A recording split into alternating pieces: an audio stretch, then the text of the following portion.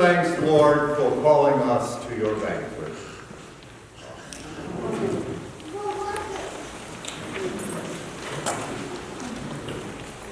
If you recall, last week, our gospel story was about a woman who had been bent over and presumed to be tormented by evil spirits. And she showed up at the synagogue, and Jesus cured her on a Sabbath day. Now, the beginning of the story that we have today is about another Sabbath day. And at the synagogue, once again, Jesus cured someone and got some criticism for it. It's interesting that a Pharisee who was there at that service invited Jesus to have dinner with him afterward. It really is a memory that comes back to me because of that. When I was serving as a seminarian in a parish in Fitchburg, Massachusetts, there was a deacon there who every Sunday would invite the 3 priests of the parish and me to go to his house after services. And there he would have a big pot of pasta and a little something to drink with it, and sometimes a nice little dessert. Wonderful hospitality and a great opportunity for us to really relax. The collars came off and the feet went up on the hassocks and all of that, and we had a good time. Hospitality. I think that's got to be one of the signs of being a Christian, a follower of Jesus, is to offer hospitality. But, see, there's always this question of how do we do that?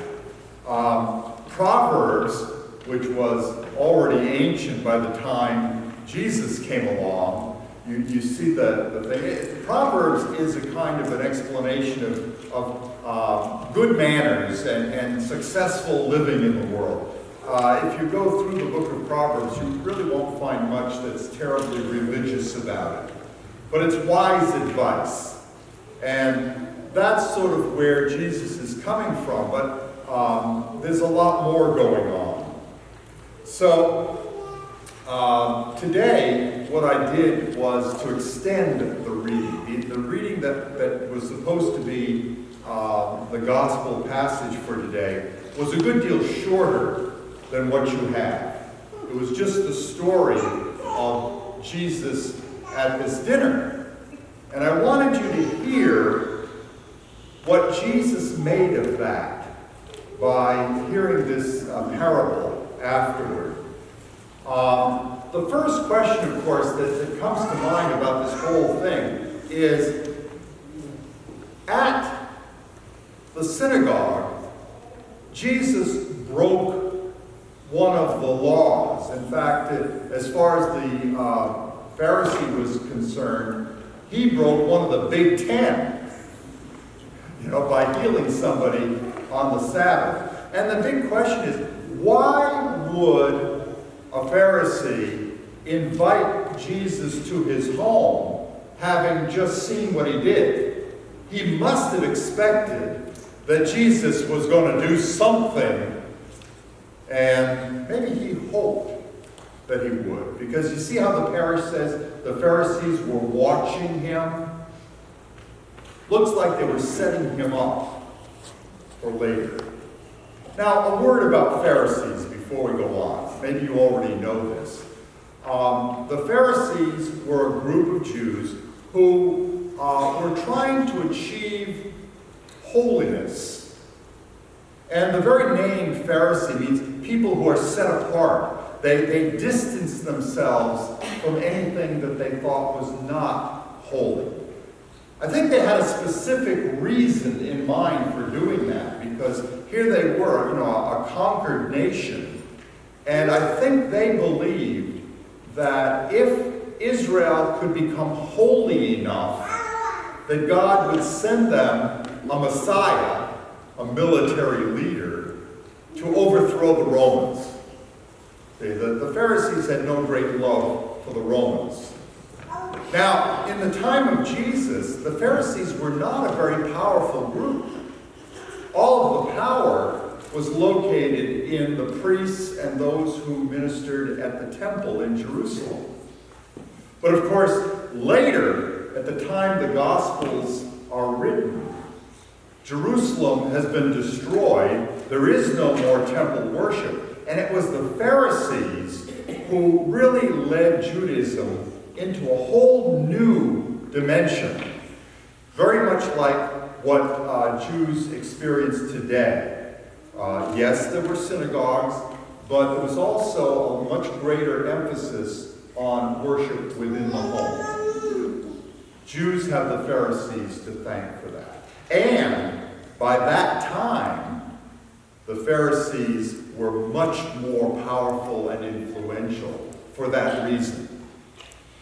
That's the time when Christianity begins to emerge.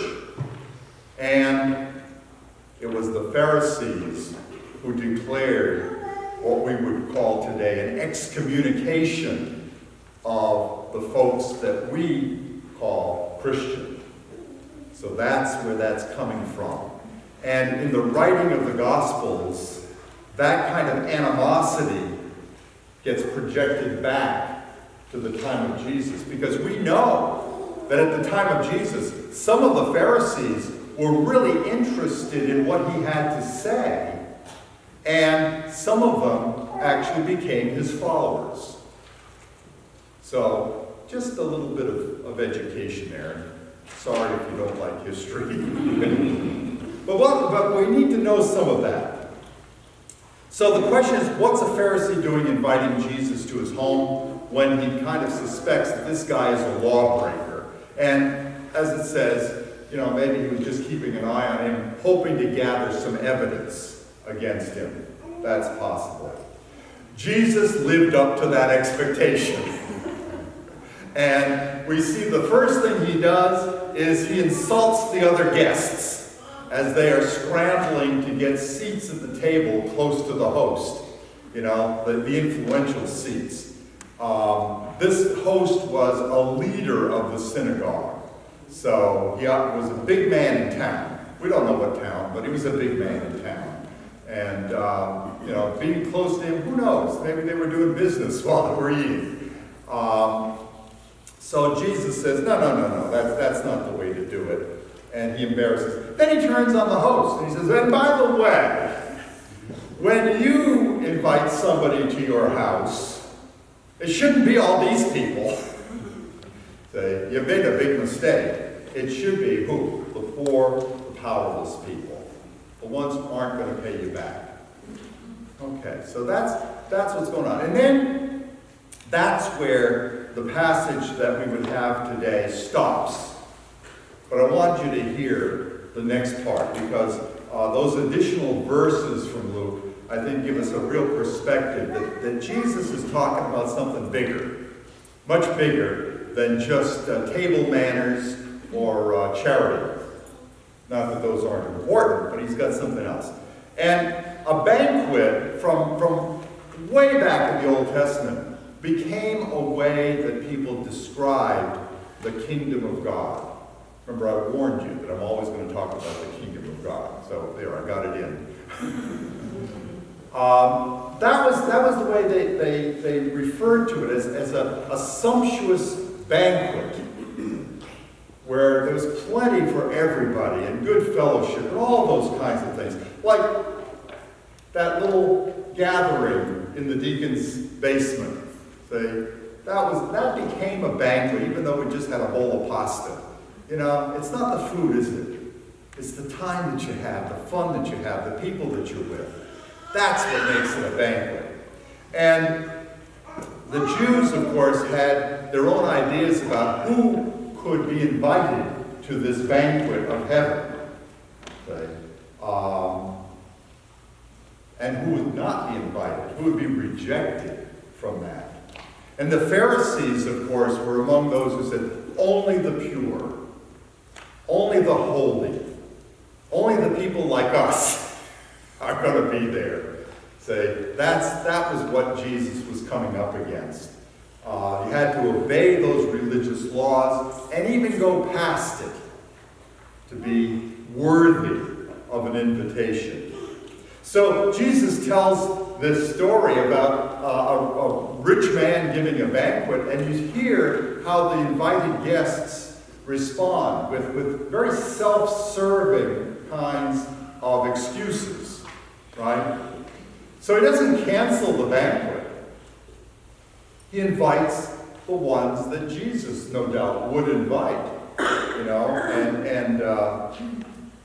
part of the story, I think, is to teach us an important lesson that if somebody doesn't make it into the banquet, it's not because God has rejected them.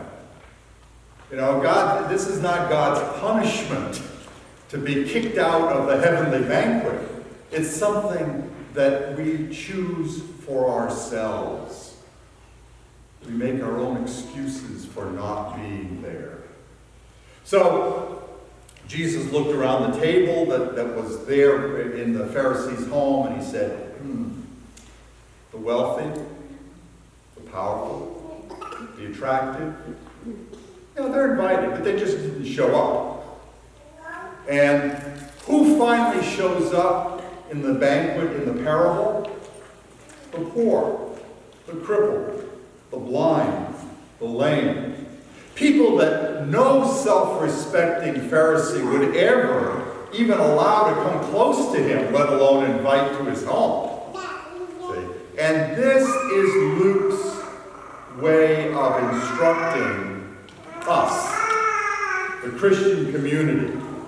See, he's reminding us that the people that Jesus calls around him, and the ones who are humble enough to eat with a carpenter from Nazareth, are sometimes dirty. Sometimes they smell like fish. They're poor. They're sick. Some of them may have unpopular political ideas. Some of them probably weren't very bright. They were not people who could pay you back for your generosity. They couldn't contribute a nice casserole to the parish potluck. They might not even have been able to contribute much to the conversation around the table. Maybe they were physically or mentally handicapped. Maybe they spoke another language. These are the people invited to the table. These are the people Jesus says the Father wants at that table. And we are his followers. We're here to do his will. We're here to do as he would do. And these are the people that we want to have at our table of love. Now there's one more simple point that I want you to notice. That in the parable, the host didn't just have his servants take a sign out and says, the host welcomes you. Okay. What he did was, he sent his people out into the streets, into the alleys, into the dark places and the dirty places, and said, come on, come with me.